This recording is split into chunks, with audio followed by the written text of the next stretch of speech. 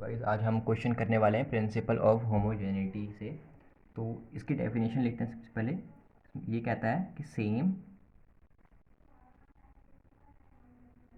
Dimensions can be added और subtracted. जैसे कि मैं ले लेता हूँ f is equals to A X plus B T, where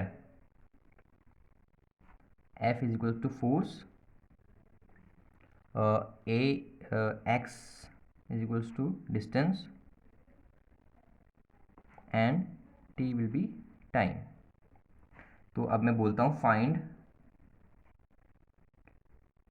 dimensions of a and b।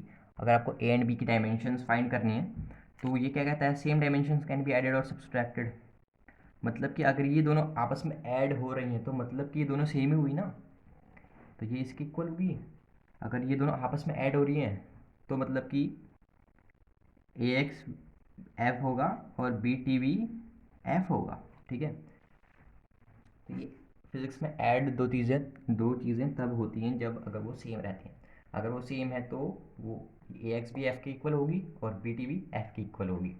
अब देखो ए निकालना है तो ये हो जाएगा एफ बाई एक्स, और ये बी निकालना है तो ये हो जाएगा एफ बाई टी। अब फोर्स की डायमेंशंस क्या होती हैं, M L T minus two, और डिस्टेंस की डायरेक्शन तो ये एल होती है। एल से एल यहाँ पे ये कट जाएगा तो हमारी ए की डायरेक्शन क्या आ जाएगी, एम टी माइनस टू। तो बी की निकालते हैं, बी क्या होता है फोर्स, मतलब एफ की डायमेंशन क्या होती है force, M L T minus two, तो ये टी की होती है टाइम।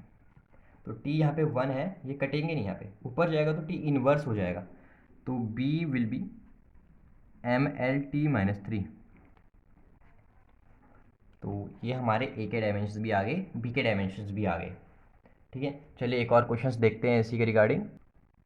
तो हमारा अगला क्वेश्चन है A is equals to B minus X square upon में A T, where E is equals to energy और एक्स हमारे पास डिस्टेंस है और टी हमारे पास है टाइम। तो principle of homogeneity, same dimensions add हो जाती हैं तो मतलब बी ये ऐड या सब्सट्रैक्ट हो रही हैं तो ये दोनों आपस में इक्वल हो जाएंगे ना। अगर दोनों आपस में ऐड और सब्ट्रैक्ट हो रही है मतलब ये सेम डायमेंशंस हैं, तो b is equals to X square. ठीक है, हमको a एंड b फाइंड करना है। ठीक है, ये मैं लिखना भूल गया था, सॉरी। तो x हो गया हमारे पास डिस्टेंस, डिस्टेंस की डायमेंशन होती है l, l स्क्वेयर है तो l स्क्वेयर हमारे पास b की डायमेंशंस आ जाएंगी।